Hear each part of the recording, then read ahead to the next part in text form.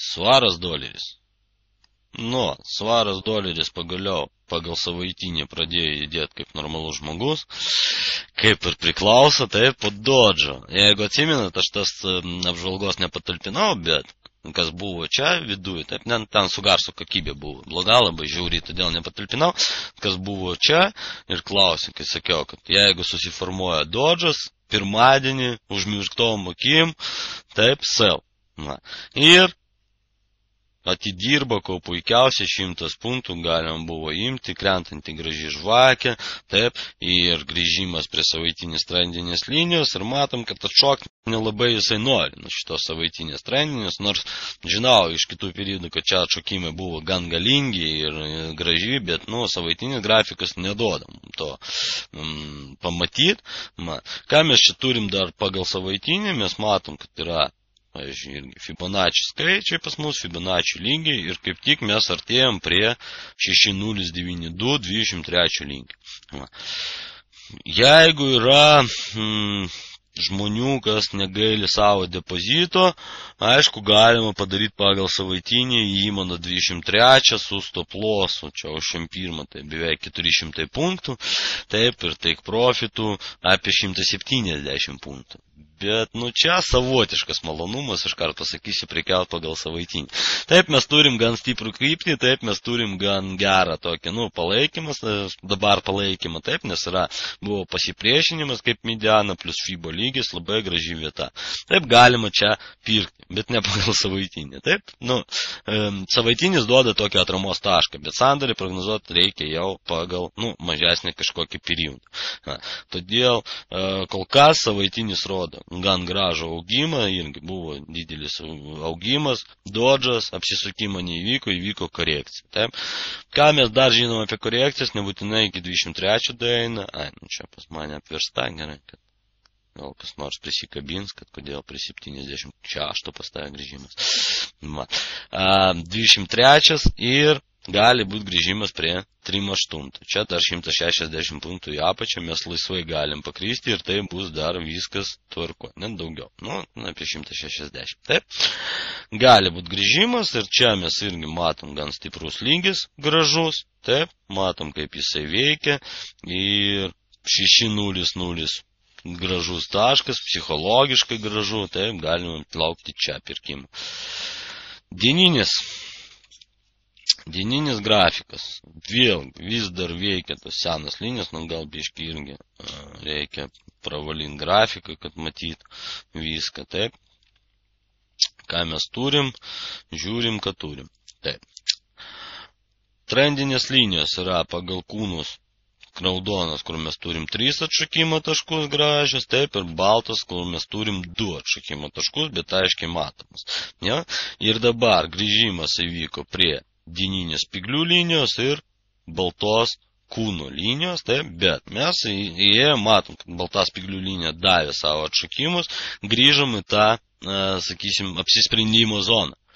Ja, nes teoriškai pagal baltas linijos mes jau atšokimą davėm 130 punktų, tvarkingai pagal dieninį, viskas tvarkoja ir sugrįžom į tą diapazoną. Ir čia gali būti arba įėjimas nuo kūnų linijos ir važiuojam toliau viršų, arba nuo kūnų linijos atšokstam iki spygliukų linijos ir grįžtam atgal į kanalą. Tik tai vienas mažas niuansas trūkna, tai 203 fibos linkis. Taip? Jeigu mes pastatysim pagal kūnus, tai iki jo dar nedaėjom ir kaip tik 6.0890, kaip ir, nu čia 7.8, taip, plus pradas, ten plus gal tikslesnį kūną paimt 80, taip, na, ir raudonos grįžimo linijos, raudona kūno linija, taip, labai gražiai sutampa su 203 FIBO, tas gali sutrukdyti grįžti į kanalą. Bet jeigu mes nuspręsim koreguotis konservatyviai, mes važiuosim prie 5.970, irgi nieko blogesnis lygis, taip.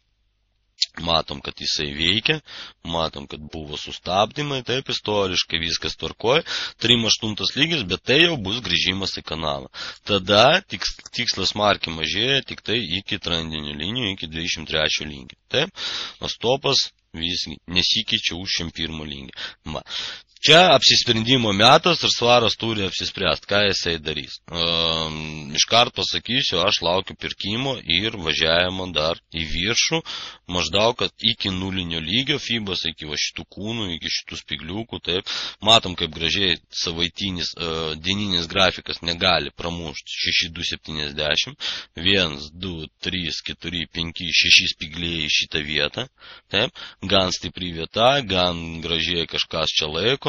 Matom ir balandžio augimas, taip, pasibaigė čia, mes pradėjom važiuoti nuo sausio ir balandžio 30 dieną mes čia užbaigėm savo augimą. Dabar svaras nori pabandyti išvažiuoti aukščiau, bet jau 7 spigliai neduoda jam to padaryti. Taip. Irgi tokios situacijos nenaujos, buvo tokios situacijos istorijoje ir po to išeina ir pramušta lygiai, taip, bet iš karto mes grįžtam, darom gilesnę korekciją, paimam dar daugiau jėgų, bandom vėl pramušti, vėl kaip, pramušim, bet neišlaikom to. Žodžiu, šitas lygis gan stiprus, kad rizikuoti ir parduoti nuo jo. Aš lauksiu dar vieną bandymą ir pagal mane per dragį bus tas bandymas pramuštą lygį. Stoplosas milžiniškas, aš kart pasakysiu. Arba stoplosas 10-15 punktų, nes jeigu važiuosim toliau, tai važiuosim toliau. Bet aišku, teisingas stoplosas turėtų stovėti už trendinės linijos 160 kokių punktų, nes jeigu per dragį mes pramušam šitą lygį, taip, kitas jo sustabdymas tai tik tai čia, prie 6.380. Tai šitoj situacijai klausimas pramušim, nepramušim, kas gali būti per dragį. Ta proga, kad dieninis grafikas. Galim per dragį mes spiglį kokį 100 punktų ir užsidaryti. Vėlgi, nepramušiu šito lygio. Tai jeigu čia mes pamatysim kokį 100 punktų spiglį, tai užmirktom akim savo. Jeigu čia bus. Tas lygis, jisai gan tvirtas. Taip? Bet yra pavojus, kad prieš dragį visi, kas laiko šitą lygį, išeis iš čia ir nelaikys. Ir nebus čia atšakimų. Todėl nerizikuot, kiekvienas pats sprendžia savo. Taip, galima labai jau tokiam optimistam bailiam, sakysim taip, jo bandyti parduoti nuo šitą spiglio. Taip, ir čia stoplosas vėlgi 10 punktų ir viskas. Jeigu atnaujinam ir važiuojam į viršų, reiškia važiuojam į viršų. Aš, sakysim taip, lauksiu, kad mes čia ateisim prieš dragį dar. Iki dragio mes kažkur, rytoj, poryt mes turim dar laiko, taip, mes atkeliausim, bent iki 6.230, ir čia jau tada žiūrėsiu, statyta, atidėta, nestatyta, atidėta, bet greičiausiai surizikuosiu, paprekiausiu. Mėgstu aš per dragį prekiaut, tik tai klausimas, ar tai bus sell limitas, ar tai bus buy stopas. Du variantai, taip, arba judėjimo pratęsimas, matysim, žiūrėsiu pagal rinkos situaciją. Ką dabar galima padaryti, laukiu svaro prie 1.6085-90 ir pirkimas.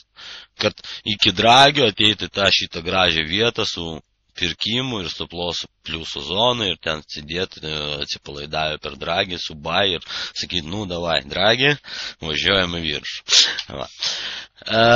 H4 periodas, taip?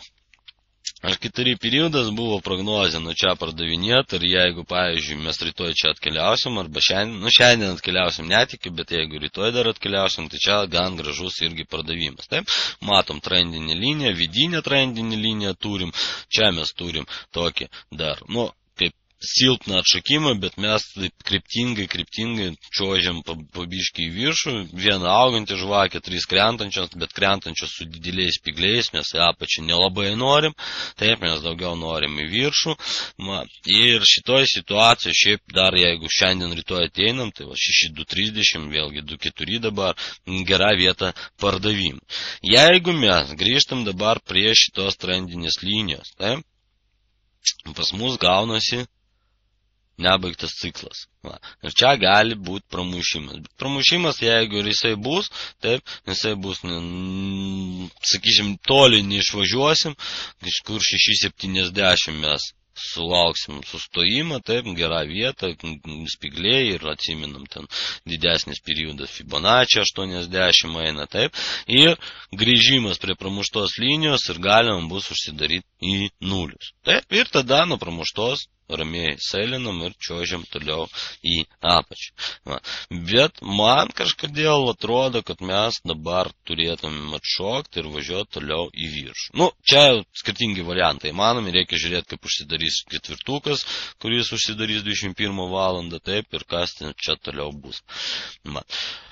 Kol kas pirkti čia, jeigu pirkti, taip, gan rizikingas pirkimas, bet jisai, sakysim, taip logiškas, nes topas 40 punktų, profitas 120, 1:3. Taip, bet turėkite omeny, nebaigtas ciklas, jei matot, kad važiuoja biški žemiau, tai uždarimas į nulius, iškart nelaukiant, kol pramuš tą ketvirtuką žvakį. Taip, žiūrėti į valandinį periodą, M15 ir taip toliau.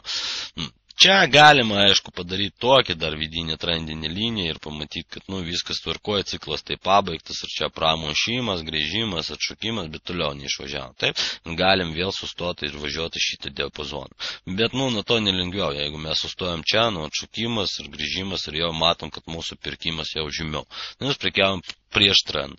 Todėl, jeigu matom nors kažkokį mažą abejonę ar pavojų, iškart klaus ten arba tai profitas nulis ir viskas. Bet pirkimas čia galioja, čia sveikas, geras, normalus pirkimas.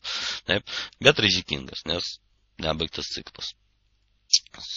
Valandinis periodas, kažką mes gavom detalesnį, negu turim ketvirtuko periode, taip, matom čia ir tikslesnius atstumus, ir gražesnis vietas, ir matom, kodėl mes čia niekaip negalim išvažiuoti virš 1.6.1.70. Kažkaip svarų su 70 nesiseka. Jūs matot, 6.2.70 jį tvirtai laiko, 6.1.70 jį tvirtai laiko, jo, ir 6.0.70 irgi turėtų tvirtai laikyti, tai ten geras pirkimas, 6.0.70. Dabar, jeigu mes kreipsim dėmesį ten į paskutinius visus apačius ir viršūnės, taip, mes čia turim tokį bandymą suformuoti augantį kažkokį trenduką, jo, bet kuris pas mus toks dabar įėjom į simetrinį trikampį. Vėlgi, simetrinis trikampis įvyks pramušimas čia. Grinai mažas va šitas trikampiukas, jo. Įvyks pramušimas, tai mūsų visi tikslai baigėsi ties 6.010, 6.08, 6.1.08, 6.1.010, čia kažkur tai, o iki trendinės, matom, dar yra pas mus kur ateit. Todėl pagal valandinį čia nuo trendinės linijos 6.090 labai geras ir smagus pirkimas ir kokį 30 punktų tikrai turėtų duoti atšokimą. Netgi taip, jeigu žiūrėti trikampį šitą, tai grįžimas prie pramuštos trikampio linijos, tai kažkur tai 6.1.30.40. Taip, 40 punktų profitas ir stop lossas, jeigu pagal valandinį grinai žiūrėti, taip, už spigliukų linijos 15 punktų. Taip, spigliukų linija kažkur tai bus čia, 6.080 ir 15 punktų, tai 6.068, taip, žemiau 70. Taip, čia valandinis, kitas variantas, tai pramušam į viršų, taip, grįžimas prie pramuštos, pirkimas ir važiuojam baigti ciklą, tą bendrą visą trendą. Čia antras galimas variantas, bet 6.1.70 kol kas matom. Jo, vienas atšokimas, antras, trečias, ketvirtas. Ketvirti atšokimai stipriai ir gal penktas pavyks kartas, gal nepavyks. Bet jokių tokių staigių naujienų nėra, nebent bus pozicijų fiksavimas arba ten pozicijų didinimas, kažkas iš tokių rinkos stumiklių. M15 periodas, stipriai patarčiau čia negalvot, du horizontalūs lygiai, taip, ateina čia buy, ateina čia sell, atstumas 40 punktų, gražus flatas, stop lossai už viršūnių, taip, 7.5, už 7.5, 4 punktai užmetam, 5 punktai užmetam, kad spredo neuždarytų, taip, stop lossas čia, 80, 82 statom, taip, tai profitas, vėlgi, jeigu sellas, tai 6.1.20, jeigu buyus, 6.1.20 kažkur tai, taip, tai stop lossas pas mus už čia žemiausią tašką, vėlgi kokiu ten 5 punktai, taip, ir ką mes gausim, 25 punktai profitas, 30 punktų 25 stopas, 30 punktų profitas, taip, ir čiuožim diapazonį. Tik tai, kad artėja naktis ir mes galim tokį variantą padaryti, taip, nelinksmą labai, kuris buvo šiandien naktį, taip. Va. Nu, čia nežinau, kam kiek kantrybės užtenka sėdėti, pavyzdžiui, man visą naktį neužtenka kantrybės sėdėti, aš mėgstu miegot, todėl aš, pavyzdžiui, jeigu perku, tai einu miegot ir nesėdžiu, taip. Nes žinau, iš savo patirties, kaip naujokui, tai ramiai miegot, kaip pastatė atidarytas sandoris, labai sudėtinga, todėl gal link nakties ir žmonėms su silpnais nervais nepatarčiau šitą operaciją daryti, nes ir neuždirbsit, ir neišsimiegosit, taip. Nes matom, nu, šiaip teoriškai, vakar kada, čia atėjom 9 valandą, taip, maždaug, 10-9 kažkur tai čia atėjom, taip, ir čia pajudėjom šiandien 8 ryto. Na, todėl nuo 10 iki 8 nei uždirbai, nei kažką tai padarė, o ir nei mėgojai, nei uždirbai. Va, visą naktį. Ir čia gan dažnas dalykas, kai naktį nėra aiškaus judėjimo, taip, ir šiaip, kas dažniau prekiauja, ypač naktimis, žino tos niuansus. Čia reikia jungti minutinį ir skalpuot po 5 punktus ir viskas tvarkoja, tada naktis eina prasminga, 5 punktus uždirbai, 4 atidavė brokeriui, kai stredas, 20 sandorių, 20 punktų, bet jau naktis $200, tai jau yra dėl ko nemegos. Taip? Čia tinka labai žmonėm, kas mėgsta aktyvią prekybą ir nemiega turi. Mat čia geras variantas. Taip?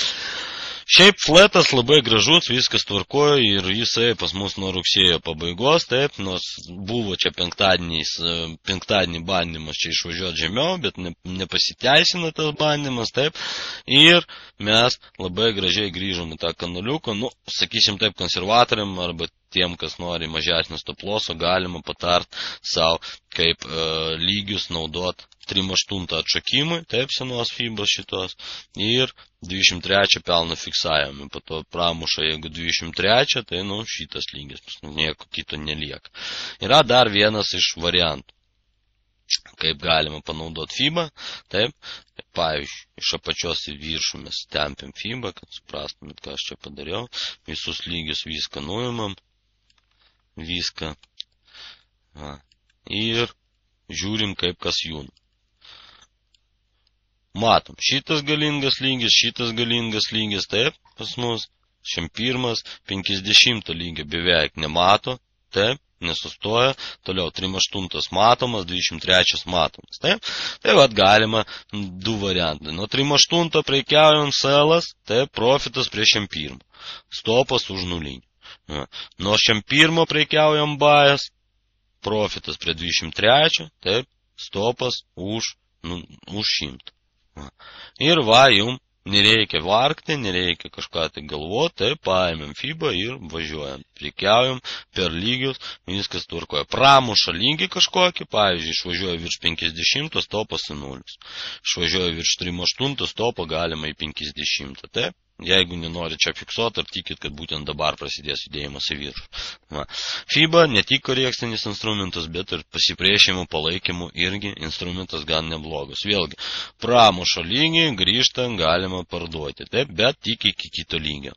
Biškai atsilaisvinsiu, užrašysiu tos visus niuansus, kaip prekiaut pagal tokius instrumentus ir irgi patalpinsiu tas pamakėlės, bet kol kas tiek. Kitas aptarimas ketvirtadienį 17 val. Čia.